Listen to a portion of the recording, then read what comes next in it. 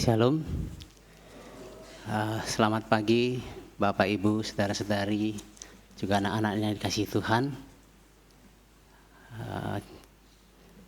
Selamat datang dan selamat beribadah di GKI Pudak Payung Semarang.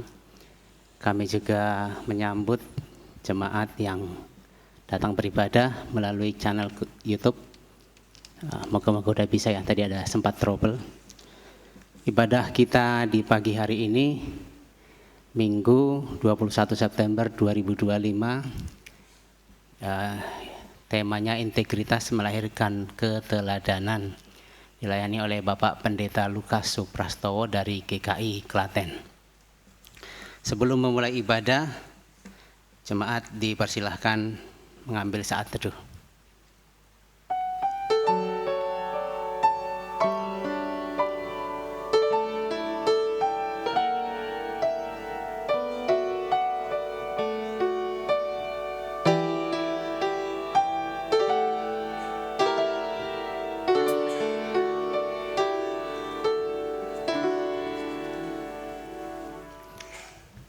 Kita mulai ibadah, jemaat dipersilahkan bangkit berdiri. Kita memuji Tuhan. Marilah memuji.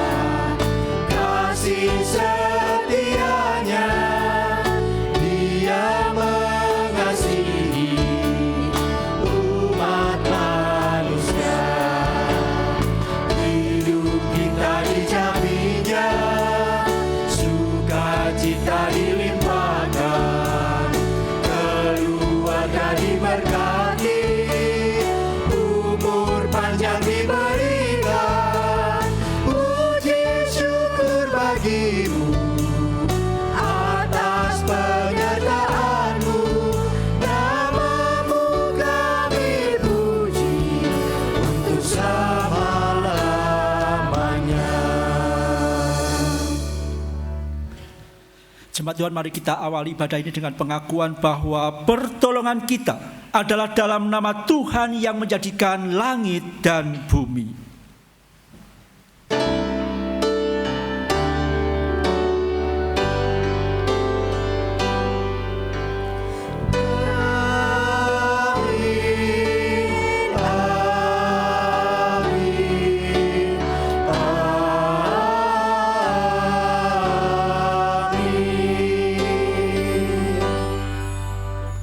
Tuhan besertamu dan besertamu juga. Jemaat dipersilahkan duduk. Selamat pagi.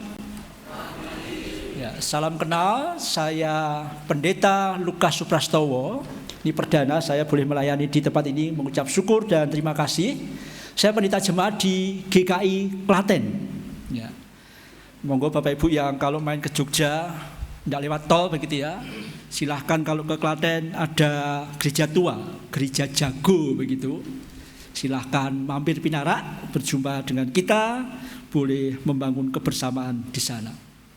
Pagi hari ini kita akan bersama-sama beribadah dan menggumuli sabda Tuhan dengan tema integritas melahirkan keteladanan. Kita akan belajar dari sosok tokoh dalam Alkitab yang legendaris, yang tentu integritasnya bisa kita teladani. Dan kiranya melalui teks yang akan kita gumulkan bersama, nanti kita boleh pulang dan setiap kita akan dipimpin oleh Roh Kudus menjadi pemimpin-pemimpin yang berintegritas, sehingga dimampukan untuk menghadirkan keteladanan di tengah keluarga, di tengah kerja, di tengah pekerjaan, bahkan mungkin juga di tengah masyarakat. Sebagai nas pembuka hari ini, 2 Timotius pasal 1 ayat 13 yang merupakan nasihat dari Rasul Paulus kepada anak rohaninya, yaitu Timotius, yang berkata demikian: "Peganglah segala sesuatu yang telah engkau dengar dari aku sebagai contoh ajaran yang sehat, dan lakukanlah itu dalam iman dan kasih di dalam Kristus Yesus." Timotius diajak untuk melihat dalam diri Paulus yang menghidupi cinta kasih Kristus dan terus menyuarakan cinta kasih Kristus itu di tengah pelayanannya, supaya Timotius memiliki perangai seperti Kristus. Kiranya ini juga menjadi penghantar bagi kita, bahwa setiap kita bersekutu, kita rindu dibentuk oleh Tuhan, memiliki perangai seperti Kristus.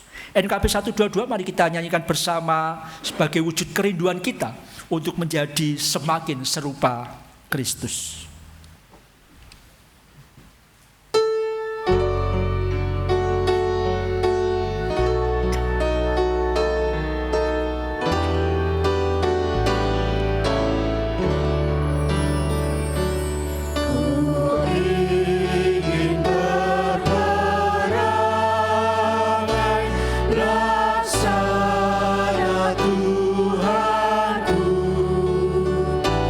Lemah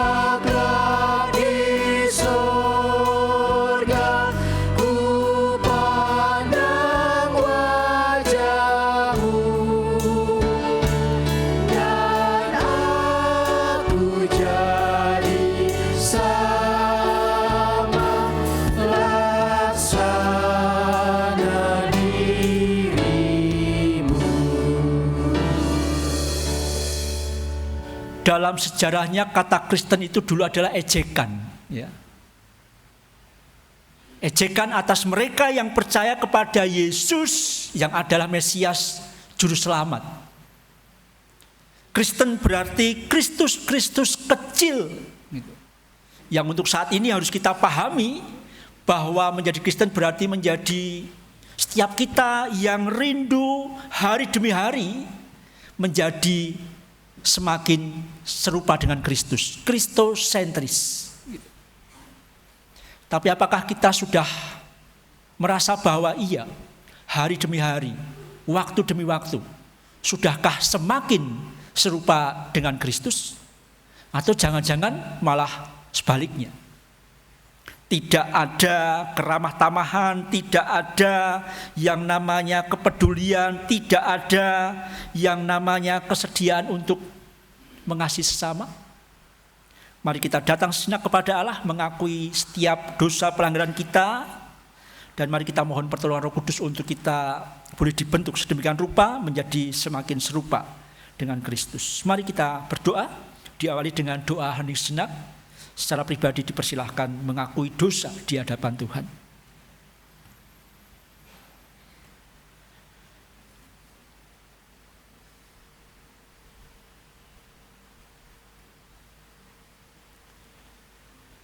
Menjadi bagian dari gereja, eklesia, persekutuan orang-orang yang dipanggil dari kegelapan menuju terang Tuhan. Menjadi persekutuan orang-orang yang rindu dibentuk menjadi semakin serupa dengan Kristus, sehingga melalui kami harapannya nilai-nilai kerajaan Allah itu boleh diejawantahkan di tengah kehidupan ini. Tapi ya Allah, pagi ini melalui kidung ini kami kembali diingatkan, apakah kerinduan kami untuk memiliki perangai seperti Kristus sudah nyata adanya. Saat ini dalam kerendahan hati, apabila kami masih menjadi pemarah, bukan manusia yang ramah. Kami bukanlah orang-orang yang manis budi kami, tetapi justru menjadi orang-orang yang senantiasa menghadirkan kebencian. Ketika kami melihat orang yang susah, kami justru menghindar dengan berbagai alasan, menolak untuk menolong yang lemah. Padahal sekian waktu, sekian tahun kami menggumuli sabdamu, kami mendengarkan sabdamu, tetapi hanya sebatas di pengertian saja, belum nyata dalam tindakan. Hal-hal yang baik tadi, yang seturut dengan teladan-Mu Tuhan, belum nyata dalam kehidupan keluarga kami. Mungkin dalam relasi, kehidupan berumah tangga sebagai suami dan istri yang dulu diikat dengan cinta kasih-Mu, ternyata belum juga nampak. Kami mohon pengampunan-Mu. Sebagai orang tua yang harusnya dengan sepenuh hati mengasihi anak-anak, tetapi karena satu dan lain hal kadang-kadang justru menjadi dasar untuk kami tidak mau dinyatakan itu. Kami mohon ampunan-Mu Tuhan. Sebagai anak-anak yang kami tahu harus hormat kepada orang tua, tetapi karena satu dan lain hal kadang-kadang kami menolak mereka, tidak hormat atas mereka. Ampunilah kami. Di tengah masyarakat yang majemuk juga kadang-kadang kami memiliki beribu alasan untuk tidak menjadi serupa dengan Engkau.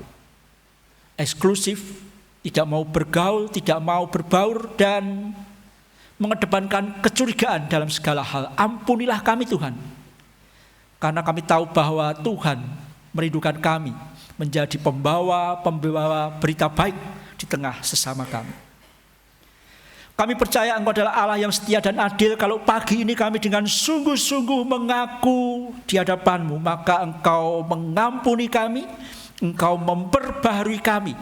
Dan sungguh-sungguh saat ini kami mohon bimbingan Roh Kudus, supaya hari ini dan hari ke depan betul-betul kami boleh terus mau belajar untuk menjadi semakin serupa dengan Engkau dalam keseharian memiliki perangai seperti Engkau, sehingga damai sejahtera itu boleh kami wartakan dengan sungguh-sungguh.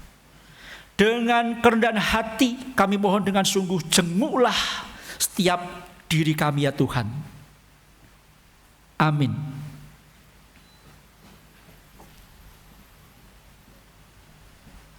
Mari kita sambut dengan NKB 13.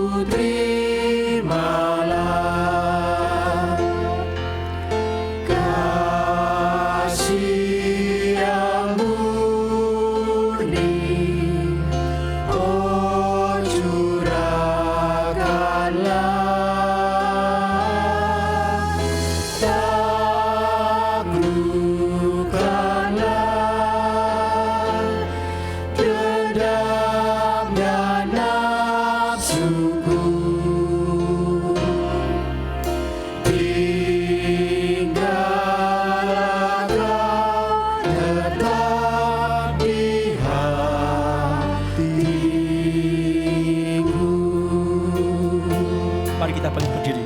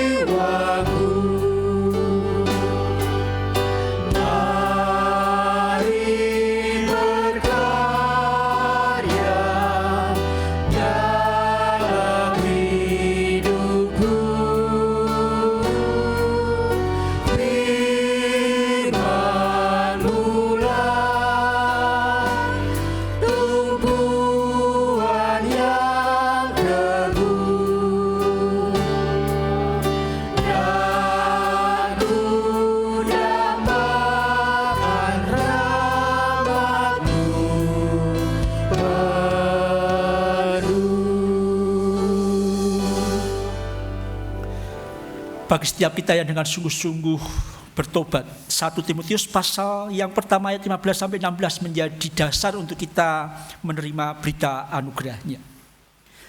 Perkataan ini benar dan patut diterima sepenuhnya.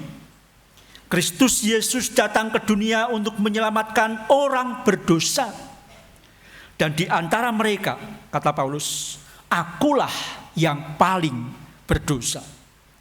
Namun justru karena itu aku dikasihi, agar dalam diriku ini sebagai orang yang paling berdosa, Kristus Yesus menunjukkan seluruh kesabarannya. Dengan demikian aku menjadi contoh bagi mereka yang kemudian percaya kepadanya dan mendapati hidup yang kekal. Di dalam Kristus engkau telah diampuni. Ya, mari kita saling mengampuni. Salam damai.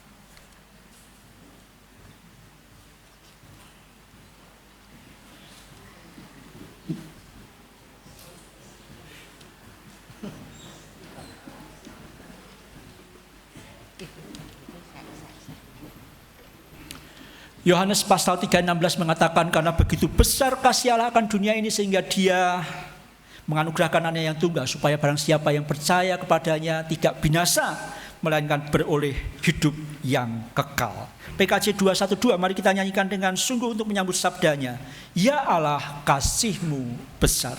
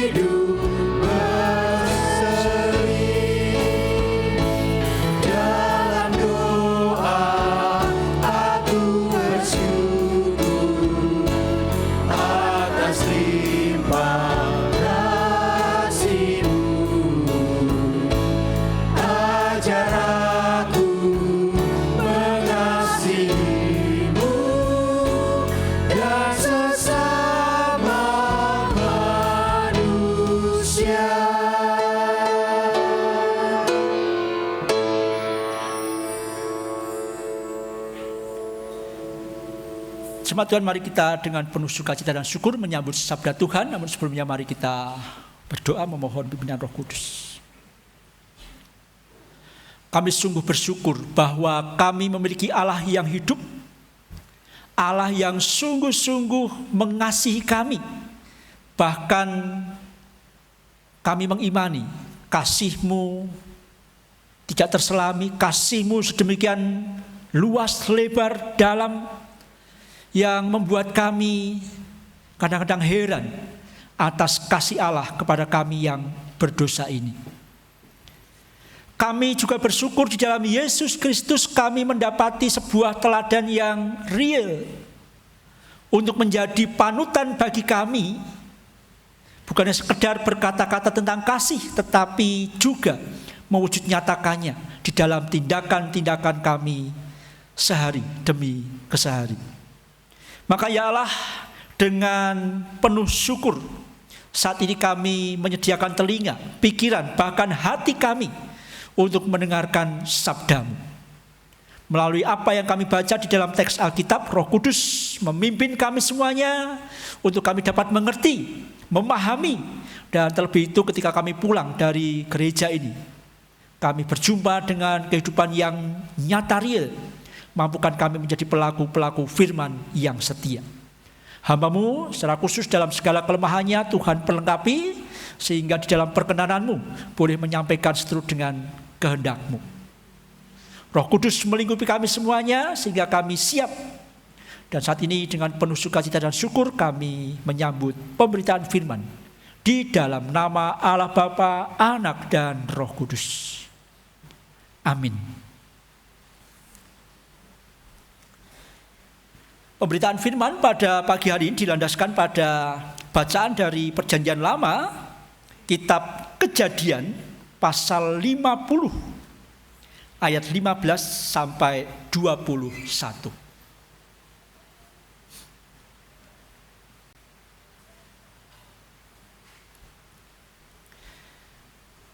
Kitab Kejadian pasal 50 ayat 15 sampai 21. Ketika saudara-saudara Yusuf melihat bahwa ayah mereka telah meninggal, mereka berkata, boleh jadi Yusuf masih dendam terhadap kita dan akan membalas sepenuhnya kepada kita segala kejahatan yang telah kita lakukan kepadanya. Sebab itu mereka menyuruh orang menyampaikan pesan ini kepada Yusuf. Sebelum ayahmu meninggal, ia telah berpesan, beginilah harus kamu katakan kepada Yusuf, ampunilah kiranya kesalahan dan dosa saudara-saudaramu, sebab mereka telah berbuat jahat kepadamu. Sekarang ampunilah kiranya kesalahan yang dilakukan hamba-hamba Allah ayahmu. Lalu menangislah Yusuf ketika mendengar mereka berkata demikian kepadanya. Saudara-saudaranya sendiri pun datang dan sujud di hadapannya serta berkata, kami datang untuk menjadi budakmu. Tetapi Yusuf berkata kepada mereka, janganlah takut. Sebab apakah aku ini Allah? Memang kamu telah merencanakan yang jahat terhadap aku, tetapi Allah telah merencanakan demi kebaikan untuk mewujudkan apa yang terjadi sekarang ini, yakni memelihara hidup banyak orang. Jadi janganlah takut, aku akan memelihara kamu dan anak-anak kamu juga. Demikianlah ia menghibur dan menenangkan hati mereka dengan perkataannya. Demikianlah firman Tuhan.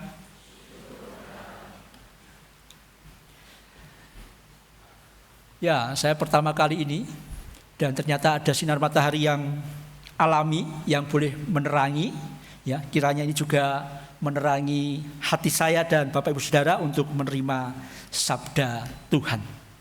Bapak Ibu, saya lahir besar di Boyolali. Lahir dari keluarga besar, saya nomor 7. Saya bayangkan ya, masih punya adik. Dulu ada misionaris dari Amerika. Sebentar.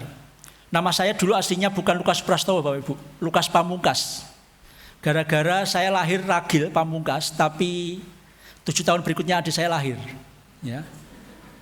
Ya, ini harus pengakuan ya dulu gitu. Kemudian ketika ngurus akte, Bapak ngurus akte bareng-bareng, ya. Loh kok tanggal lahir bulan lahir tahun lahir saya kok berubah, Pak? Kebacut begitu ya. Kenapa?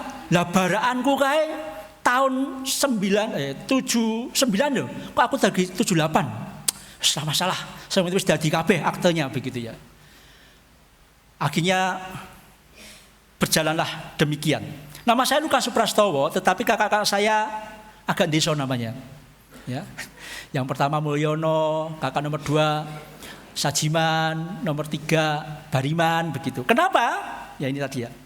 Dulu ada bule dari Amerika, misionaris, mereka berdoa katanya. Tuhan tunjukkan kami mau menyebarkan Injil ke daerah Boyolali.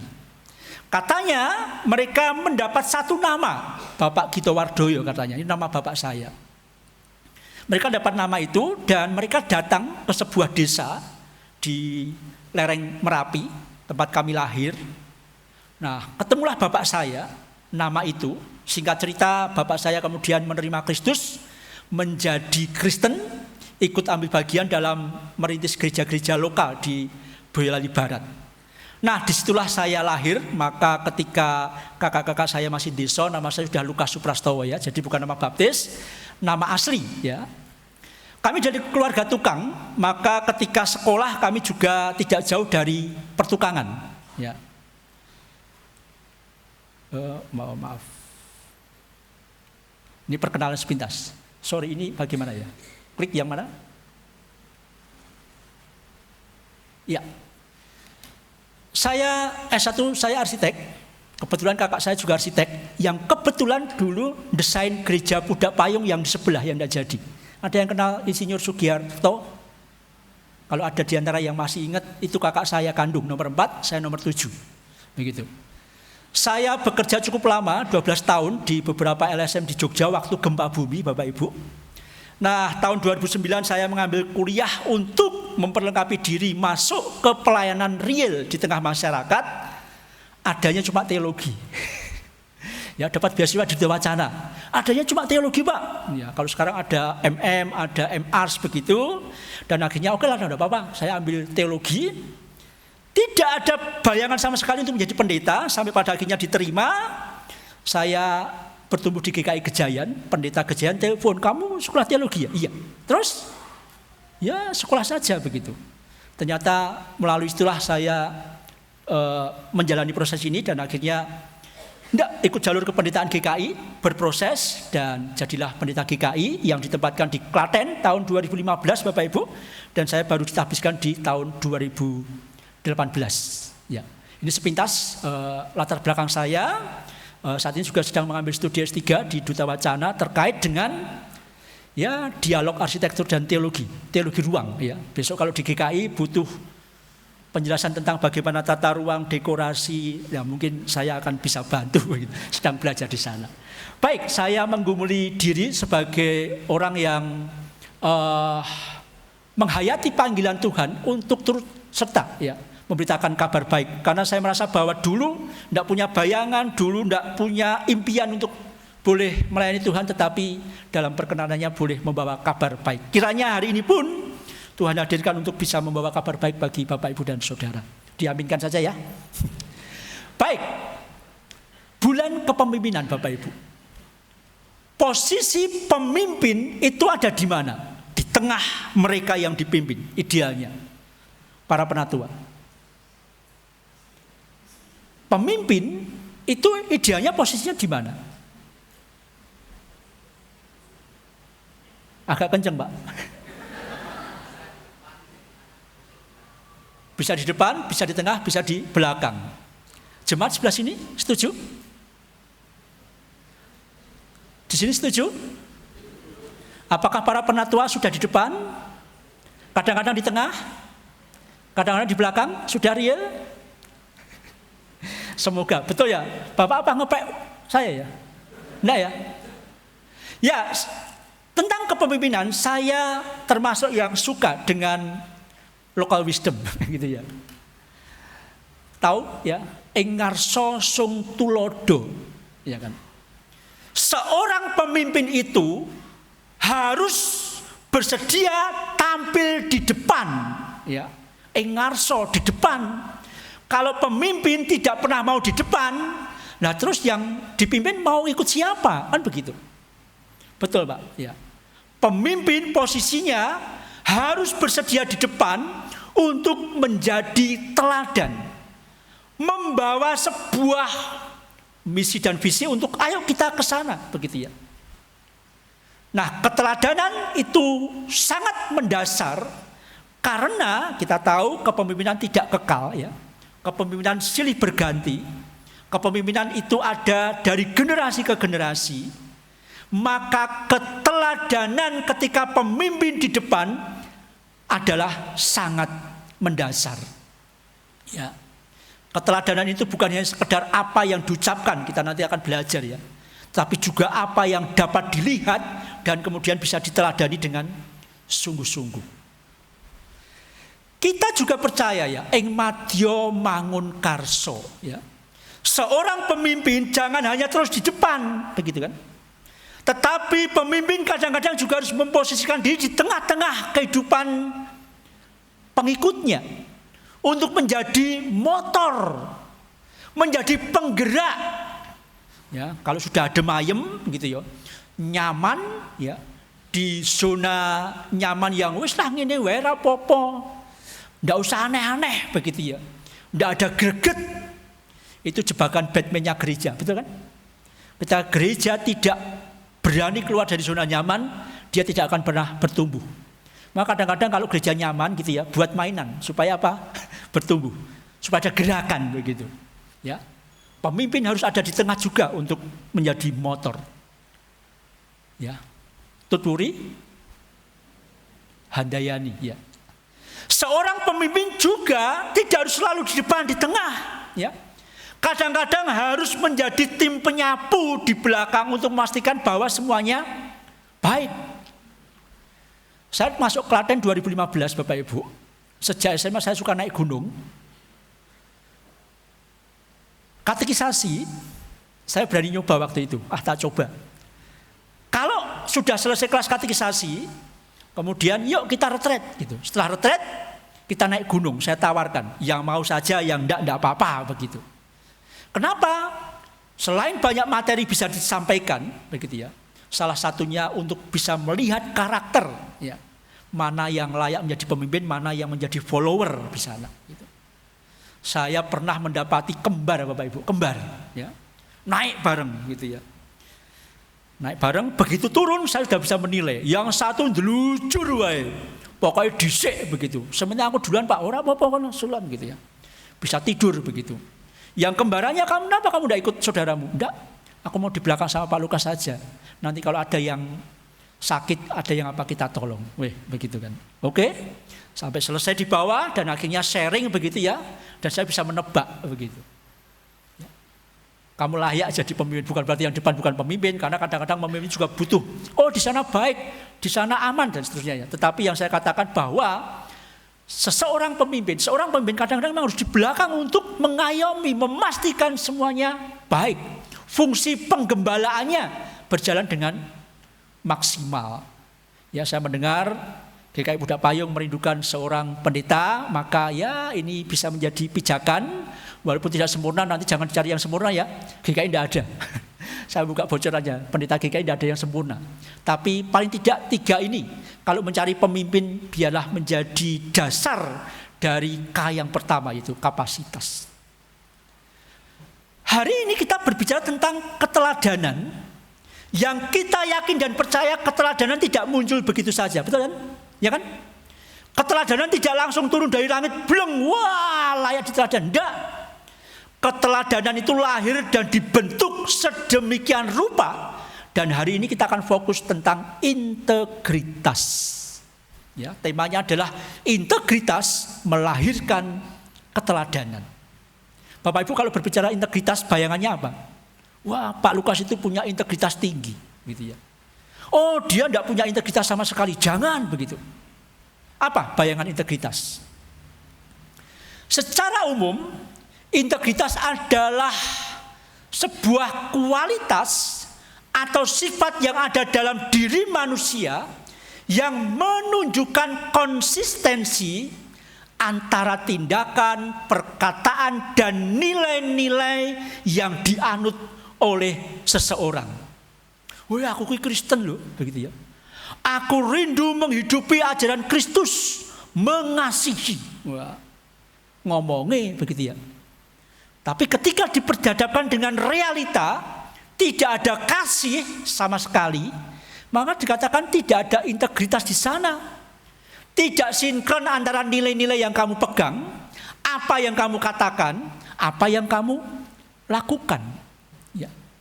Kalau boleh disingkat ya, integritas itu ya. Konsistensi antara pikiran, perkataan, dan tindakan. Bapak Ibu sudah menjadi pribadi yang berintegritas? Nah, ini menjadi dasar ya, mari kita belajar. Integritasnya seperti itu. Nak ngomongin A, yo tindakannya A, begitu ya.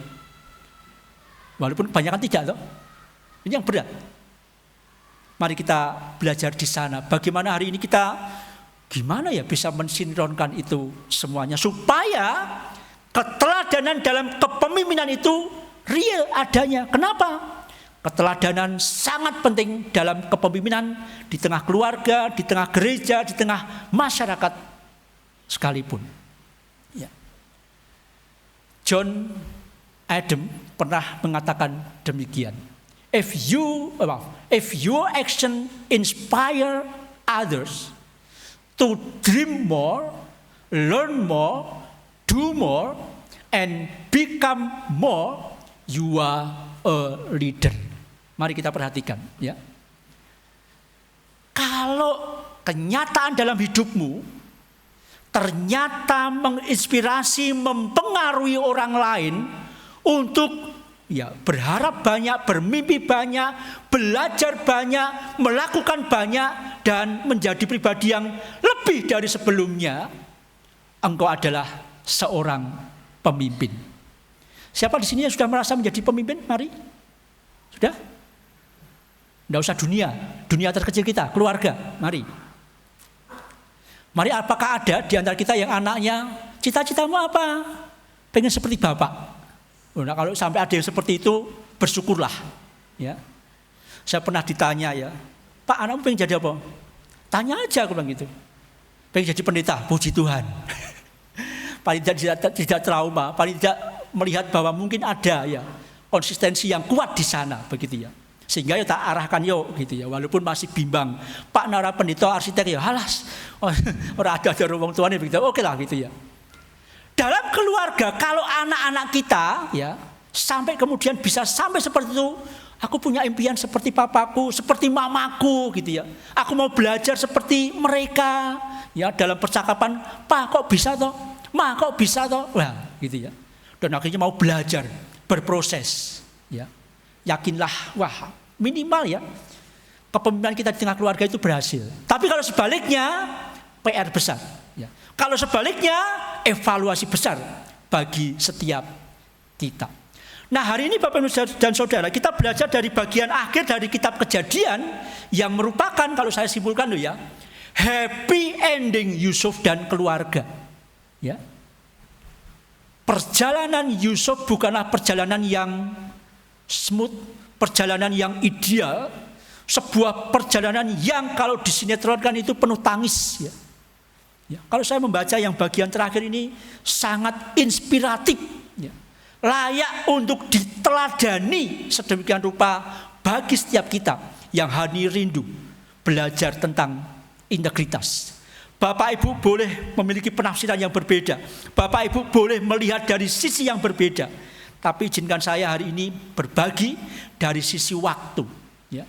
Dari sisi kairos untuk melihat bagaimana belajar dari perjalanan Yusuf sedemikian rupa sampai pada titik di mana hari ini kita membaca happy ending. Kalau Bapak nanti membaca ayat yang Bapak Ibu baca ayat 22 sampai seterusnya, keteladanan Yusuf itu dibaca oleh keponakan-keponakannya. Sangat inspiratif. Turun temurun. Nah, saya mengajak melihat dari sisi waktu. Maka yang pertama, kalau kita rindu membangun integritas, ya karena orang teknik ya, kata membangun itu kan dari dasar, berproses, butuh waktu dan sebagainya. Membangun integritas. Integritas dalam diri kita pun butuh proses, tidak langsung mabrek begitu kan. Dan ketika kita bisa membangun integritas akan melahirkan keteladanan. Yang pertama sungguh-sungguh real, yaitu berdamai dengan masa lalu. Bapak Ibu kalau melihat gambar yang saya hadirkan, itu adalah peristiwa yang miris, peristiwa yang penuh dengan traumatik, peristiwa yang bagi saya kalau saya ngalami, sampai seumur hidup tidak akan pernah kuampuni kakak-kakakku. Gitu. Bapak Ibu bisa bayangkan ragil ya. Dulu saya sempat ragil, maka saya bilang saya sempat mengalami ragil. Ragil itu katanya disayang, diperhatikan, dilindungi oleh kakak-kakaknya. Idealnya kan begitu. Ya kan? Tapi apa yang terjadi ketika iri hati menguasai kakak-kakaknya, gitu kan? Maka adik yang harus dilindungi itu, harus dimanja itu, gitu kan, dibuang, dimasukkan ke sumur, dijual. Dalam gambar ini saja Bapak dan Saudara, ketika kita bayangin anak ragil paling kecil, kakak belikan ini, kakak aku mau itu, maka harapannya, yo tak tukoke, jadi tak utang kan, misalnya begitu kan, ya kan? Tetapi apa yang terjadi? Sini yo, gitu ya. Udah ditangkap rame-rame oleh kakaknya, gitu kan? Tidak ada satupun yang berusaha untuk membela, jangan. Ya kita tidak tahu persis, tetapi kisahnya kan begitu. Mereka bersepakat untuk apa? Mengenyahkan dia, dimasukkan ke dalam sumur. Wah, itu udah trauma yang sangat mengerikan loh Bapak Ibu. Anak kecil diusir saja nelongso, betul enggak? Ini ditarik ya, diambil jubahnya, dimasukkan ke sumur. Coba bayangkan kalau saya begitu ya, dicegur ke sumur begitu. Maka apa yang katakan? Mas, ya kan? Kak, gitu kan? Tolong aku. Mungkin awal-awal bercanda ya, kan bisa jadi. Tapi apa yang terjadi? Serius. Gitu ya. Mereka meninggalkan sekian waktu, berteriak tidak didengar. Saya yakin tidak, tenang Pak ya, tenang, enggak. Maka ada yang namanya trauma, sakit hati, pokoknya yang negatif campur jadi satu. Ya. Kalau film India mungkin sudah langsung begitu ya. Dendam itu sudah muncul. Kemudian menjadi film yang kemudian 20 tahun kemudian kan begitu ya. Bisa bayangkan betapa bibit amarah pada diri Yusuf itu sangat beralasan. Gitu kan? Tapi apa yang kita lihat hari ini di dalam teks ya, di akhir perjalanan Yusuf, ternyata itu tidak menjadi alasan ya. Kisah ini kan sudah bagian akhir. Ya. Kisah awal kan ketika ya Yusuf sudah berhasil menjadi perdana menteri, mendapati kakak-kakaknya yang dari jauh kelaparan mencari makan. Siapa yang lupa? Ada di sini yang pernah punya dendam. Lupa dengan wajahnya ada. Tak titeni seumur hidup kan begitu. Akan kuingat wajahnya. Kalau sekarang dipoto kan begitu. Maka Yusuf mengalami itu kan. Kakak-kakakku datang kan begitu. Bergumul. Amarahnya masih mengancam. Amarahnya masih menjadi bara yang hayo. Saatnya hancurkan dia kan begitu. Tapi tidak. Ya. Dia menjadi pemimpin yang sebenarnya punya kapasitas, punya peluang, punya power untuk balas dendam sesakit-sakitnya, gitu kan? Tetapi dia pemimpin. Dia pemimpin yang akan menjadi contoh bagi banyak orang. Ya. Walaupun saya yakin bukan itu dasarnya kan, gitu ya. Tetapi ketika dia membangun integritas, tidak bisa tidak, kecuali dia harus berdamai dengan masa lalunya. Amarah masa lalu berpotensi menjadi belenggu, melahirkan banyak inkonsistensi. Percaya enggak Bapak Ibu? Ya. Di depan umum mungkin saya mengatakan, oh aku mengampunimu. Bisa, ya kan? Dalam hati awas, gitu ya. Dalam tindakan direka-reka rencana jahat. Bisa jadi. Ya. Amarah masa lalu kita tahu menjadi ya, modal keras, modal besar untuk kita mereka-reka yang jahat. Sehingga kita tidak akan menjadi orang yang konsisten. Kristen, ya, belajar tentang cinta kasih, gitu kan. Pulanglah dan jadilah saksi Kristus, amin, gitu ya. Tidak jatah. Kenapa? Piye Pak, sakit hatiku dari dulu Pak. Teganya begitu ya. Dibohongi, ya. Dijebak, dihina. Ya kan banyak alasan toh untuk kita dendam toh. Mari Bapak Ibu kalau mau dibangun menjadi pribadi yang berintegritas tidak bisa tidak. Kecuali kita, wis lah itu masa lalu. Sudah lewat. Abot, ya memang kadang-kadang abot. Begitu. Berat. Tetapi langkah ini yang kita pelajari dari Yusuf, real adanya. Berdamailah dengan masa lalu sehingga apa? Beban masa lalu tidak membuat kita menjadi pribadi-pribadi yang mudah dibelenggu berbagai macam dosa lagi. Mari Bapak Ibu kalau masih dibelenggu dengan berbagai hal di masa lalu, tinggalkan segera. Ya, sebelum Tuhan datang, iman-iman. Mumpung masih ada waktu, bersegeralah untuk berdamai dengan masa lalu, wis kebacot semua. Nggak bisa diputar lagi waktunya. Berdamailah. Karena itu adalah pijakan yang kuat untuk Bapak Ibu bisa membangun integritas dan keteladanan. Kita tidak bisa bilang kepada anak-anak kita, loh contohnya bapakmu begitu ya.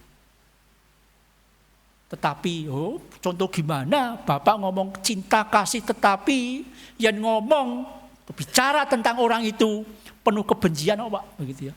Penuh sumpah serapah kok, Pak. Tidak bisa.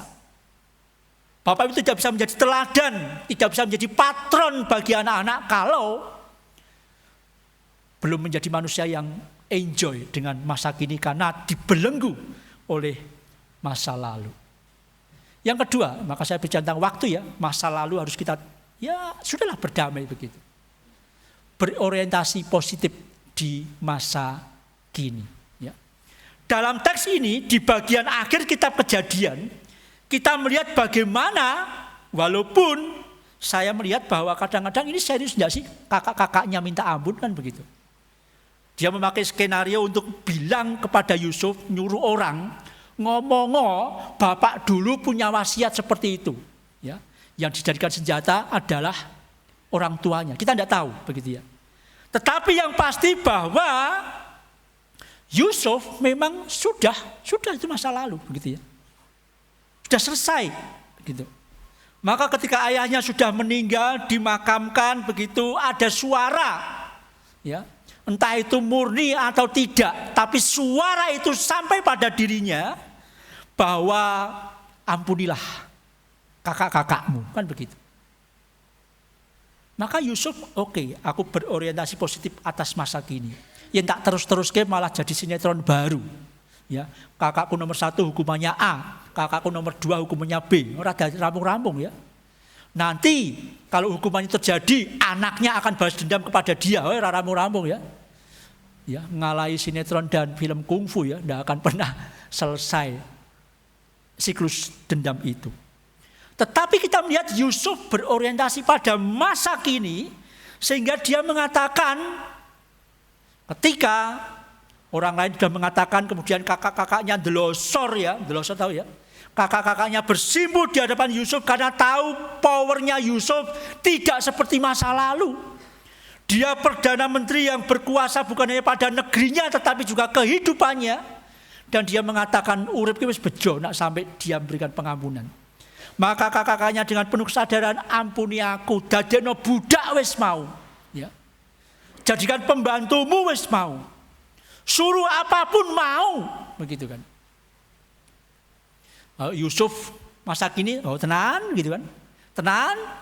Maka tak kirim kemana-mana untuk menjadi budak. Enggak toh. Yang menarik di dalam ayat yang ke-19, Yusuf berkata, jangan takut. Ya. Sebab aku ini Tuhan, po. Aku ini Allah, po. Kan begitu. Jangan berpikir seperti itu. Dia mengatakan memang, tidak ditutup ya. Saya sering mengatakan bahwa mengampuni itu bukan berarti kemudian menghapus total, enggak ya. Melupakan juga enggak gitu ya. Itu realita begitu ya, tapi diterima. Maka dalam ayat 20, memang kamu telah merencanakan yang jahat terhadap aku, menyakitkan. Gitu ya, menyakitkan gitu ya.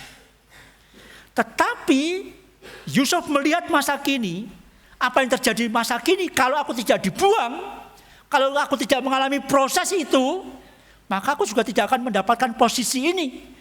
Kepercayaan yang luar biasa, begitu kan?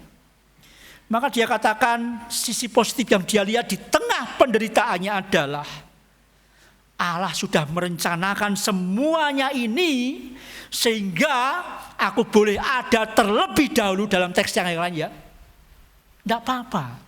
Memang harus seperti ini supaya apa? Aku bisa melangkah lebih awal, menyiapkan segala sesuatunya demi keselamatan kita. Dan ingat ya, kita ini adalah Israel loh Bapak Ibu. Ya kan? Anaknya Yakub itu Israel. Maka kalau Yusuf tidak ke sana dulu, Israel punah. Karya Allah tidak nyata dalam keberlanjutan akan karya mesianik. Yusuf katakan, rapopo. Gitu. Kalau tidak demikian maka aku tidak ada di tempat ini. Bisa memelihara, bisa melangsungkan kehidupan generasi-generasi kita berikutnya. Fokus yang keliru Bapak Ibu berpotensi menghadirkan kehidupan yang destruktif. Betul enggak? Hidup masa kini tetapi yang dihidupi masa lalu. Pribadi sajalah, banyak orang sakit-sakitan, banyak orang menderita. Kenapa? Tidak mau merayakan hari ini. Kowe iki ngopo to? Jane ya wis cukup, jane ya wis apa begitu ya. Sing dipikir masa lalu. Wong masa kini kok hidup di masa lalu. Kamu terbelenggu. Maka harusnya hari ini kamu bisa membangun diri. Bisa menghadirkan peran positif di tengah lingkup yang lebih luas. Tapi karena terbelenggu dan hidup di masa lalu, destruktif. Ngerusak diri sendiri, ngerusak sesamanya, ngerusak keluarga. Hanya gara-gara apa? Masa lalu. Disorientasi atas dirinya sendiri.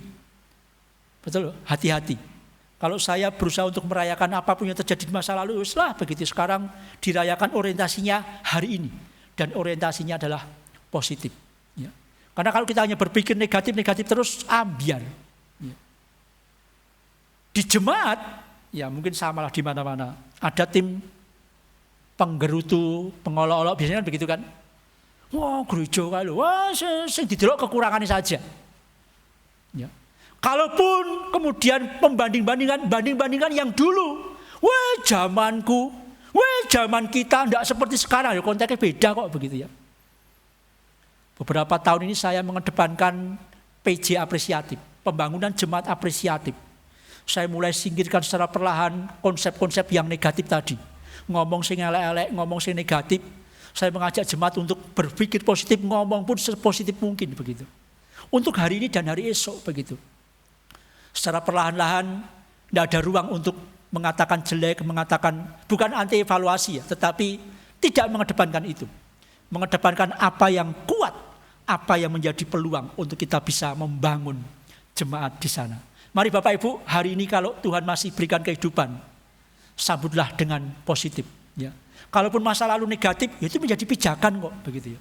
Yusuf pun juga mengakui kalau tidak ada pembuangan, kalau tidak menjadi budak, maka dia tidak akan mencapai posisi yang legendaris dan historis ini, menjadi Perdana Menteri di bangsa yang lain. Oke, terakhir ya, yang ketiga, masa depan begitu kan. Tentu kita diajak masa depan itu ada gitu ya, dengan menghadirkan pengharapan gitu kan. Gereja di tengah kehidupan yang ada juga sama. Jangan justru juga menghadirkan pesimisme. Kita harus menghadirkan pengharapan di masa depan. Ketika mereka sujud kakak-kakak gitu ya, ampuni aku sanggup sudah dibudak begitu ya. Enggak, tenang gitu ya. Semuanya oke gitu ya. Dalam ayat 21, jangan takut, aku akan memelihara kamu dan anak-anakmu. Kenapa? Ada harapan di hari esok. Pada masa itu Bapak Ibu Saudara, kita tahu kan bahwa masa panen raya sudah lewat gitu kan. Mereka sedang mengalami masa paceklik yang tidak mudah. Orang kalau ada dalam masa paceklik pikirannya negatif, betul enggak? Sesuk dadi apa gitu. Besok kita makan apa? Bagaimana pendidikan anak-anak kita? Bagaimana keberlangsungan usaha pekerjaan kita? Masa paceklik berpotensi menghadirkan semuanya itu. Maka yang misteri di masa depan itu, kalau kita hadirkan pengharapan demi pengharapan, maka yang misteri itu akan tunduk di dalam pengharapan yang ada. Bapak Ibu dan Saudara, saya meyakini bahwa Yusuf adalah sosok yang berintegritas. Ya. Sejak dia dibuang, sejak dia bertumbuh kemudian menjadi pemuda, integritasnya nyata. Ya. Di tengah tantangan pencobaan akan, ya kan, wanita, ya kan, dia tidak bermain drama, dia tetap berintegritas. Aku tidak melakukannya. Ngaku wes, kalau kamu ngaku kamu akan selamat. Tidak. Dia memilih untuk dipenjarakan karena aku memang tidak melakukan semuanya itu. Dan integritasnya itulah yang menghantar dia pada posisi sebuah kepercayaan yang dianugerahkan kepadanya. Ya. Mari Bapak Ibu dan Saudara yang bagian ini, ya, di tengah masa lalu seperti apa gitu ya. Mari kita selalu berusaha untuk menghadirkan pengharapan kepada siapapun di tengah masa depan yang misteri. Ya, saya bukan pendeta yang akan mengatakan bahwa hari esok cerah, hari enggak ya. Misteri lah begitu. Karena dalam kemisterian itulah iman kita dibangun. Kalau semuanya dikatakan baik-baik saja, kita terlena juga. Kita manja juga. Dan kita tidak akan pernah dibentuk sedemikian rupa menjadi pribadi-pribadi yang berintegritas karena manja, karena dinina-bobokan oleh janji-janji yang kadang-kadang tidak tepat. Baik, mari kita lihat dalam kehidupan kita, ya. Agak global dulu lah, nasional begitu ya. Banyak yang bilang kita sedang tidak baik-baik saja, ya. Ya, beda pendapat boleh ya, begitu ya. Ada yang mengatakan, enggak Pak, baik-baik saja. Ya, ketika kamu memang kondisinya baik-baik saja. Usahamu lancar, ya. Tidak ada masalah, tabunganmu oke, begitu. Boleh, semuanya baik-baik saja. Situasi politik hanya di beberapa titik saja. Boleh, gitu ya. Tapi juga di sekitar kita, bahkan di antara kita mungkin memang sedang tidak baik-baik saja. Betul enggak? Bisa jadi. Nah, piye Pak pemimpin bangsa kita kayak ngono ya. Janjinya ketika kampanye ya, aku akan melayani masyarakat ya. Aku akan kuabdikan begitu ya. Hari ini ada pemimpin yang mengatakan, ayo kita habiskan uang negara gitu kan. Biar negara kita miskin selamanya. Kacau kan begitu kan. Pemimpin loh, tidak berintegritas ya. Dia coba putar video-video lama, aku ini begini-begini, itu omonganmu masa lalu ya. Sekarang kamu terlalu jujur, alhamdulillah begitu ya. Ya, wakil-wakil rakyat hanya menghabiskan uang negara katanya begitu kan. Ya, integritas kurang kuat di atas bangsa ini. Ini pergumulan kita Bapak Ibu. Ya. Kita harus jujur mengakui bahwa integritas atas bangsa ini agak rendah kalau boleh jujur ya. Pemimpin-pemimpin kita di tengah khalayak kata-katanya baik-baik, indah, betul enggak? Apalagi ketika kampanye, gitu ya. Tapi tidak berintegritas sama sekali. Ketika mereka diperjumpakan dengan kekuasaan, ketika mereka diperjumpakan dengan segala peluang, ya, kesediaan mereka untuk melayani luruh, untuk kemudian mereka mencari kesempatan demi kesempatan untuk memperkaya diri. Ya ini kritiklah ya, begitu ya. Suara gereja, ya, jangan dikatakan wah gitu. Terlalu berani. Enggak, ini gambaran atas bangsa kita yang kita rindu ke depan enggak lah. Maka bagi Bapak Ibu yang punya generasi-generasi yang rindu menjadi politikus, menjadi orang-orang yang berperan atas bangsa ini, didiklah mulai sejak dini untuk punya integritas ya. Le, do, na ya. Kak, de gitu ya. Jadilah orang yang sesuai dengan apa nilai-nilai yang kamu pegang dalam Kristus, dalam perkataan dan juga dalam perbuatanmu. Sehingga ya atas bangsa yang tidak baik-baik saja ini paling tidak kita menaruh pengharapan. Oh masih ada pemimpin-pemimpin yang menghadirkan pengharapan layak untuk diteladani. Dalam gereja Bapak dan Saudara, sekali lagi kita diajak untuk tidak berkutat di internal kita. Ya. Beberapa waktu yang lalu saya pergi ke Korea untuk belajar tentang misi. Bagaimana gereja-gereja Indonesia yang sekarang banyak yang mega church, sayang mereka hanya berkutat di dalam tapi tidak berani bermisi lebih jauh ke tempat-tempat yang lain begitu. PR besar begitu. Kenapa? Pemimpin-pemimpin gereja saat ini ya bukan menuduh lah ya. Kadang-kadang juga tidak punya integritas. Khotbahnya luar biasa tetapi kenyataannya dalam keseharian mengerikan, ya, membuat kita, aduh, wajah gereja tercoreng sedemikian rupa. Ini bagi gereja otokritik, begitu ya. Mari hari ini kita juga berpikir untuk dunia terkecil kita, keluarga, Bapak Ibu. Sudahkah kita berdamai dengan masa lalu? Ya, kan banyak orang tua yang menghabiskan masa tuanya dengan amarah. Habis Pak, anak tak apa ini ya, tak pelihara seperti ini sekarang tidak menghormati. Kan harusnya gitu kan. Bapak saya dulu sering bilang, nah piye, apa tak hitung ya, biaya hidupmu dulu terus tak kasih ke kue, kan tidak perlu. Ya, bukan itu yang diharapkan orang tua, bukan pengembalian tapi rasa hormat ya. Penghormatan, penghargaan orang tua itu yang diminta. Tapi kadang-kadang karena dendam masa lalu gitu kan, ya relasi di tengah keluarga itu tidak harmonis. Banyak loh ini, gitu ya. Ini PR ya. Tidak ada integritas dalam diri orang tua, tidak ada integritas dalam diri anak-anak yang bertumbuh dewasa. Tidak ada keteladanan dalam diri orang tua, jangan harap anak-anak bisa bertumbuh dengan baik, mereka akan mencari teladan di tempat yang lain. Dan tidak terjamin adanya. Di tengah keadaan yang tidak baik-baik saja, Bapak Ibu dan Saudara, mari kita berdamai dengan masa lalu ya. Para politisi mungkin kadang-kadang sekarang mengejar kekuasaan karena dendam. Wah, ini tidak ada harapan begitu ya. Mari, jangan ada dendam di antara kita gitu ya. Kalau ada keluarga-keluarga yang dendam, landang diberesi caranya lah begitu ya. Orientasi positif masa kini. Ya, kalaupun sekarang susah, dampak dari masa lalu, ya bisa diperbaiki. Karena dalam kesusahan itu justru kita akan dibentuk menjadi semakin kuat. Dan mari bersama-sama merenda masa depan, menaruh pengharapan di tengah segala sesuatu yang misteri ini. Karena saya katakan, pengharapan itu akan menundukkan yang misteri itu, sehingga membuat kita damai dan sejahtera. Integritas yang melahirkan keteladanan, Bapak Ibu, dibangun dalam proses yang konstruktif secara perlahan, tidak langsung brek. Ya. Kalau ada di antara, Pak, sudah terlalu jauh, Pak, sudah terlalu marah, Pak, sudah terlalu menyebalkan begitu. Ya mulai dari sederhana untuk bisa secara bertahap terbebas dari itu semuanya, begitu ya.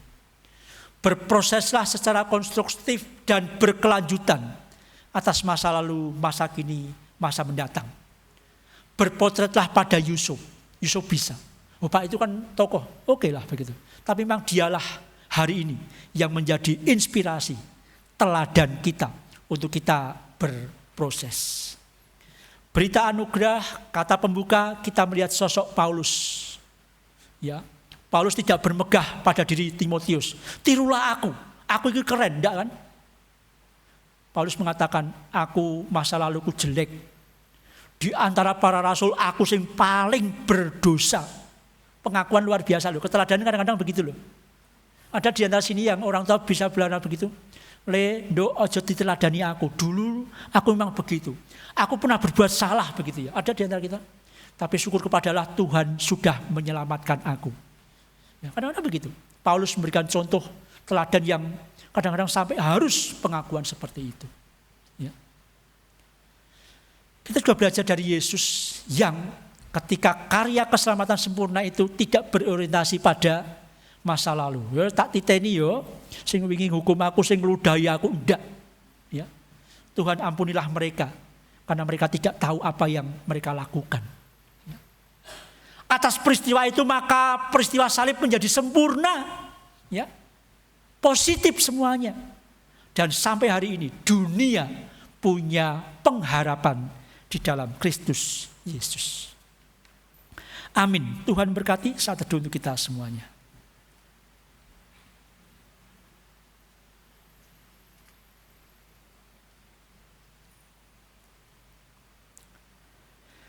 Dalam keteduhan kita akan diberkati dengan pujian yang akan dipersembahkan oleh Saudara Ade dengan Bapak Arif dari GKI Karangsaru.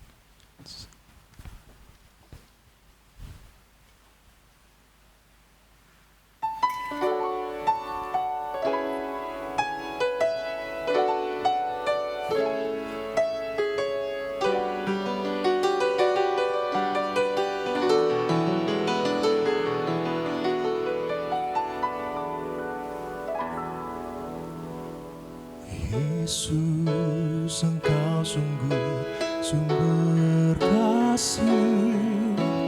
Kasih-Mu penuhi relung hati, hati yang dingin Kau hangatkan, hati yang keras Kau lembutkan, hati yang hancur Kau pulihkan, hati yang sedih Kau hiburkan.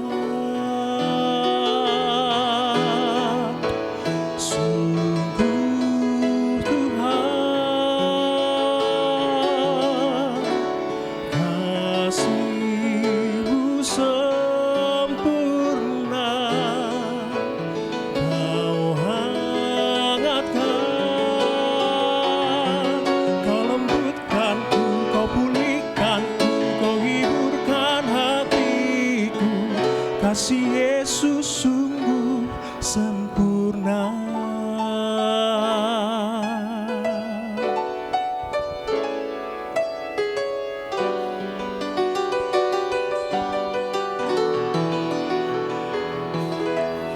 Yesus, Engkau sungguh sumber kasih.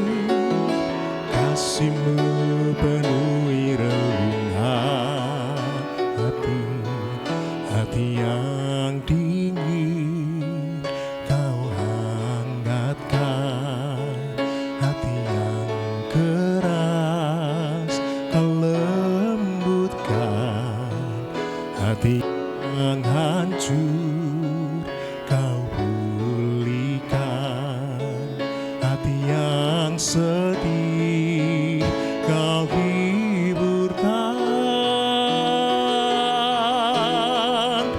Sungguh Tuhan,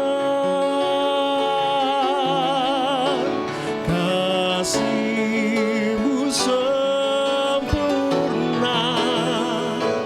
Kau hangatkan, Kau lembutkanku, Kau pulihkanku, Kau hiburkan hatiku. Kasih Yesus sungguh sempurna.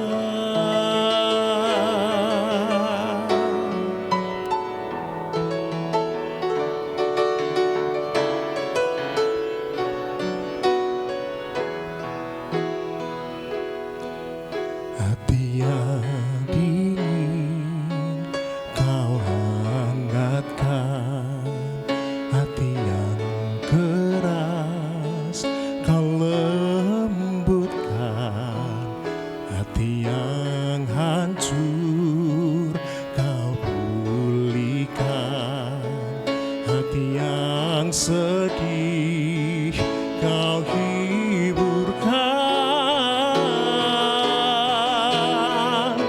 Sungguh Tuhan, kasih-Mu sempurna. Kau hangatkan, Kau lembutkanku, Kau pulihkanku, Kau hiburkan hatiku. Kasih Yesus sungguh sempurna. Sungguh Tuhan, kasih-Mu sempurna. Kau hangatkan, Kau lembutkanku, Kau pulihkanku, Kau hiburkan hatiku. Kasih Yesus sungguh sempurna. Kasih Yesus sungguh sempurna.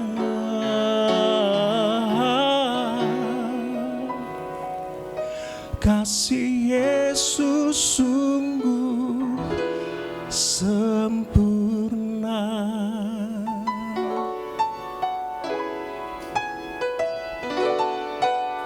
Tuhan Yesus memberkati kita semua.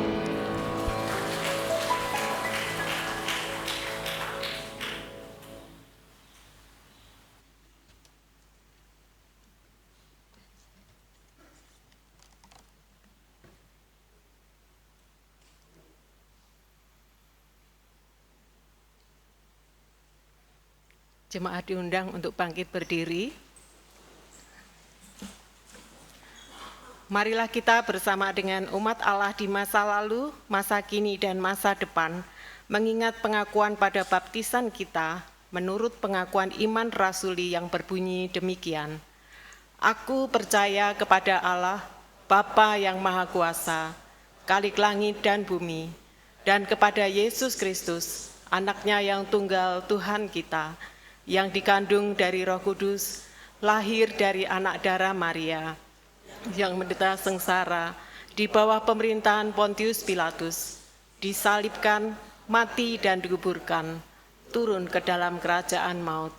Pada hari yang ketiga, bangkit pula dari antara orang mati, naik ke surga, duduk di sebelah kanan Allah, Bapa yang Maha Kuasa, dan dari sana ia akan datang untuk menghakimi orang yang hidup dan yang mati.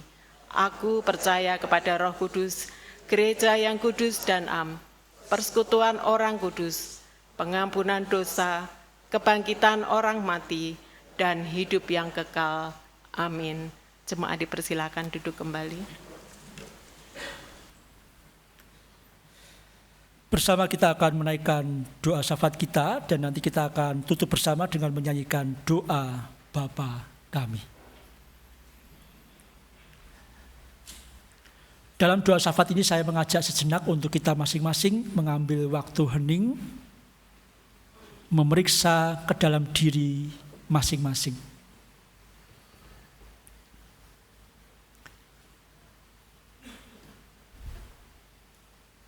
Biarlah sabda Tuhan yang boleh tersampaikan boleh menyentuh setiap kita, untuk kita boleh berdamai dengan masa lalu, berorientasi secara positif akan masa kini, dan membangun pengharapan di masa depan, supaya setiap kita dimampukan menjadi pribadi-pribadi yang berintegritas, menghadirkan keteladanan.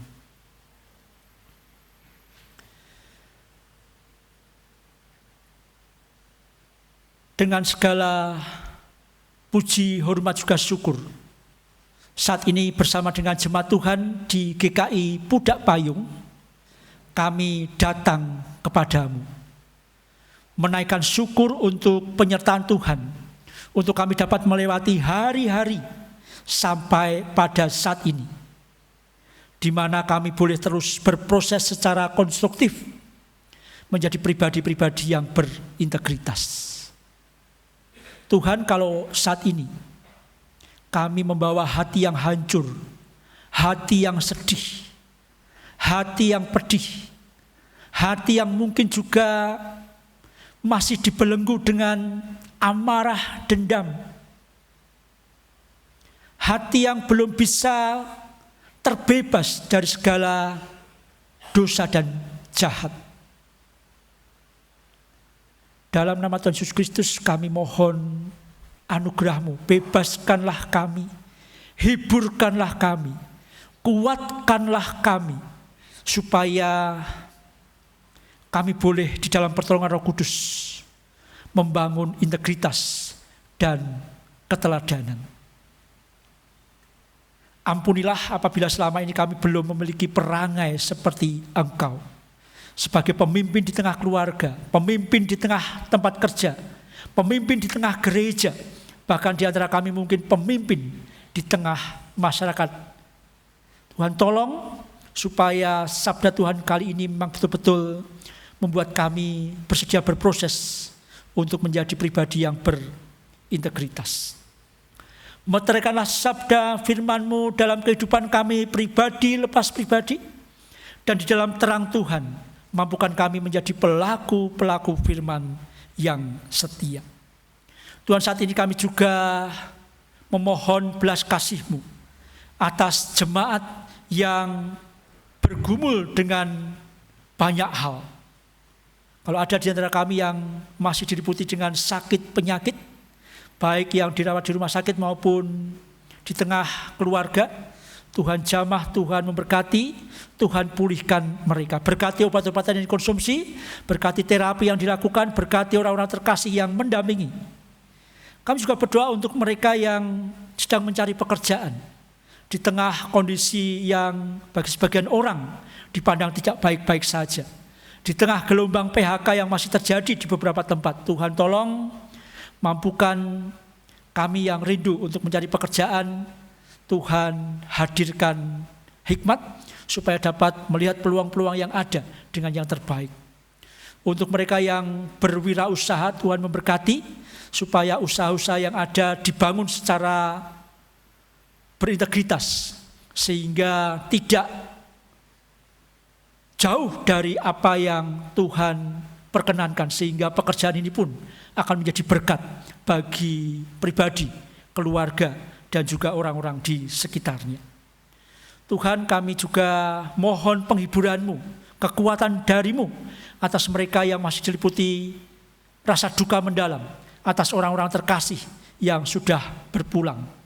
Tuhan tolong biarlah mereka mampu melewati masa duka ini dengan penuh kemenangan, segera beralih dari duka cita menuju sukacita yang datangnya daripada-Mu. Tuhan, kami juga secara khusus berdoa untuk mereka yang rindu akan pasangan hidup yang sepadan. Tuhan tolong perjumpakan mereka dan dorong mereka untuk berada pada komunitas yang benar, sehingga pasangan yang sepadan boleh mereka jumpai, boleh mereka bangun komunikasi dan relasi, dan dalam waktu Tuhan yang indah, Tuhan perteguh mereka. Kami juga berdoa untuk keluarga-keluarga yang ada dalam pergumulan yang tidak mudah, secara khusus mereka yang mungkin sudah single parent, atau mereka-mereka yang sedang bergumul dengan divorce yang ada. Tuhan, kami mohon berkat-Mu supaya pemulihan boleh terjadi. Rahmat Tuhan mengiring mereka semuanya, sehingga kedamaianlah yang mereka upayakan. Dan juga untuk keluarga-keluarga yang hari-hari ini belum mampu menghadirkan keteladanan, kami mohon pimpinan Roh Kudus-Mu, Tuhan memberkati keluarga demi keluarga, sehingga mereka boleh membangun diri mereka pribadi lepas pribadi, baik sebagai kepala rumah tangga, ibu rumah tangga, anak, kakak, adik. Mereka berlomba-lomba untuk membangun integritas, menghadirkan keteladanan satu dengan yang lainnya. Tuhan memberkati. Juga teringat akan bangsa dan negara kami, Tuhan. Kami rindu biarlah bangsa dan negara ini boleh berjalan sesuai dengan rancangan Tuhan yang baik. Bangsa yang majemuk tetapi rukun dan damai sejahtera. Berkati para pemimpin-pemimpin, kiranya di tengah pergumulan kami akan pemimpin yang krisis identitas, krisis integritas. Tuhan memberkati, biarlah para pemimpin yang berintegritas boleh Tuhan hadirkan dengan lebih banyak lagi atas kondisi bangsa ini. Dan saat ini kami juga menyatukan hati berdoa secara khusus untuk gereja GKI Pudak Payung yang saat ini rindu untuk berproses memanggil seorang pendeta untuk menjadi pemimpin, menjadi bagian dari kemajelisan, melayanikan sakramen-sakramen. Tuhan tolong, biarlah calon pendeta yang terbaik Tuhan kirimkan dan ke depan dapat berproses dengan maksimal di tempat ini. Berkati para panitia yang sedang menyiapkan proses pemanggilan ini. Bulan depan kami juga akan memasuki bulan Oktober, di mana GKI Pudak Payung memakai bulan Oktober sebagai bulan keluarga. Tuhan tolong supaya dapat dipersiapkan oleh panitia dengan yang terbaik. Berkatilah panitia yang sudah menyediakan diri supaya mereka dapat mempersiapkan dengan baik seluruhnya dan menjadi berkat atas semuanya. Tuhan, kami juga berdoa untuk pelayanan sepekan dari Komisi Anak dan juga sampai Komisi Lansia. Di dalam bidang kategorial ini menjadi tugas gereja untuk membangun dari generasi ke generasi. Berkatilah Tuhan program-program yang ada supaya semuanya boleh berjalan dengan baik, menjadi berkat, dan setiap generasi mereka terbangun sesuai dengan konteks mereka masing-masing. Kami juga bersyukur bahwa Senin 22 September esok GKI Pudak Payung menjadi tuan rumah akan rapat BPMK. Tuhan memberkati supaya menjadi tuan rumah yang baik, ramah, mempersiapkan dengan yang terbaik, dan persidangan boleh berjalan dengan lancar dan menghasilkan produk-produk kebijakan yang berguna dalam pembangunan jemaat. Terima kasih Allah, sebagai bagian dari dunia ini. Maka sebagai gereja kami tidak jemu-jemu memohon rahmat-Mu atas perdamaian dunia, di mana kami juga mendapati beberapa titik rawan konflik dan juga peperangan yang mematikan. Kami mohon belas kasih-Mu. Segenap seluruh doa, permohonan serta ucapan syukur ini ya Allah, kami pinta di dalam nama Tuhan kami Yesus Kristus yang mengajar kami berdoa.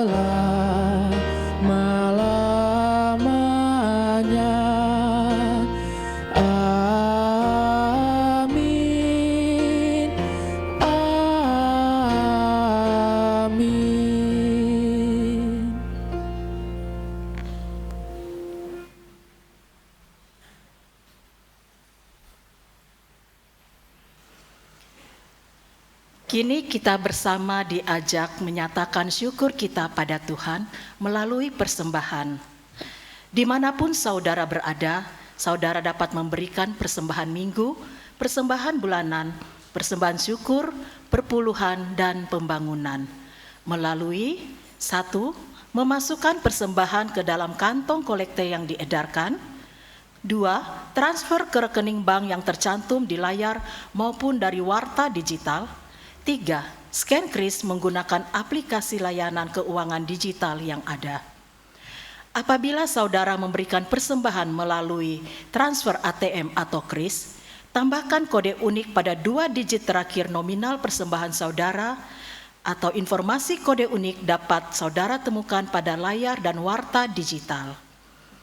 Saudara yang rindu mendukung renovasi gedung Agape juga dapat memberikan persembahan melalui sampul persembahan renovasi gedung Agape atau transfer ke rekening pembangunan dan juga kris pembangunan yang tercantum pada layar dan warta digital.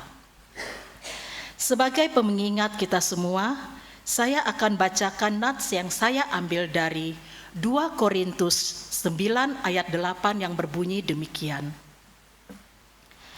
Lagi pula, Allah sanggup melimpahkan segala anugerah kepada kamu, supaya kamu senantiasa berkecukupan di dalam segala sesuatu, dan malah berkelebihan di dalam berbagai perbuatan baik.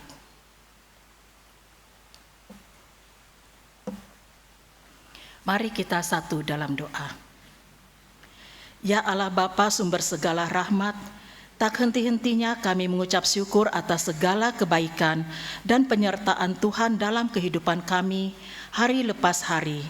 Dan kami mengucap syukur di pagi hari ini kami boleh mendengarkan sabda firman-Mu, dan biarlah firman-Mu senantiasa menjadi titik balik bagi kami menjadi lebih baik dalam menjalani kehidupan ini. Jadikan kami bukan hanya sebagai pendengar firman-Mu, tetapi mampukan kami untuk dapat melakukan kehendak-Mu, baik dalam keluarga, dalam pekerjaan, dalam pelayanan, dan juga bagi sesama kami. Kami berdoa buat hamba-Mu Pendeta Lukas Suprastowo, biarlah kasih kemurahan-Mu lah yang senantiasa memberkati setiap pelayanan, baik di jemaatnya di GKI Klaten maupun dimanapun Engkau tempatkan, sehingga jemaat-Mu Tuhan semakin diteguhkan dalam iman pengharapan. Ya Allah Bapa sumber segala berkat, kini saatnya kami akan memberikan persembahan ungkapan syukur kami. Sucikan dan kuduskan, sehingga persembahan ini dapat dipergunakan untuk pelebaran kerajaan Allah, khususnya di GKI Pudak Payung. Berkati tangan-tangan yang sudah memberikan, dan berilah hikmat takut akan Tuhan bagi majelis dan pengurus, sehingga persembahan-Mu ini diolah dengan baik dan benar. Terima kasih ya Tuhan, dalam nama Yesus Kristus, Tuhan kami berdoa dan bersyukur. Amin.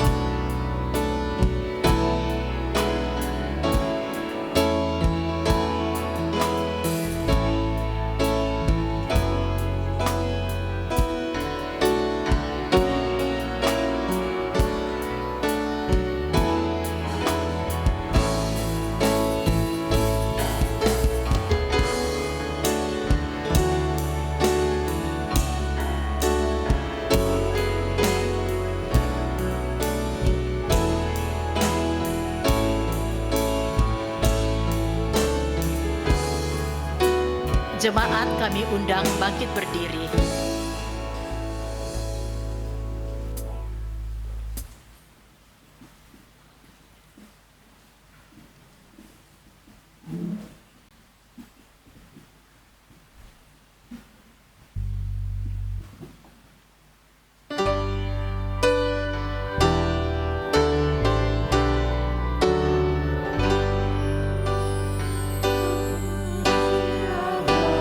Semua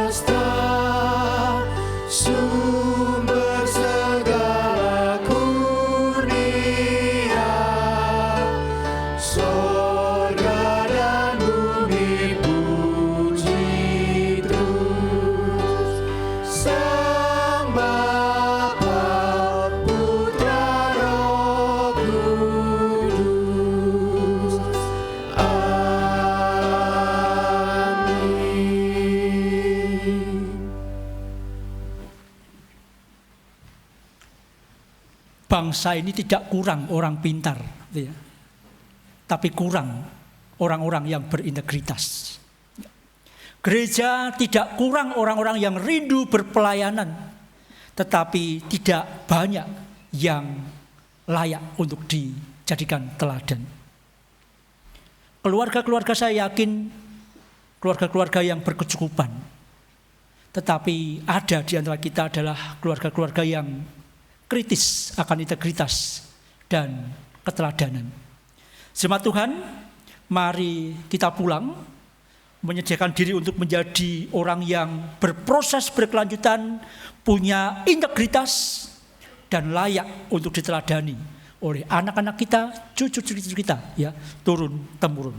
Dan biarlah dari waktu ke waktu amanat Yesus itu akan menuntun kita menghadirkan damai sejahtera yang utuh di tengah kehidupan bersama. PKJ 102, mari kita nyanyikan bersama, amanat Yesus menuntun kita.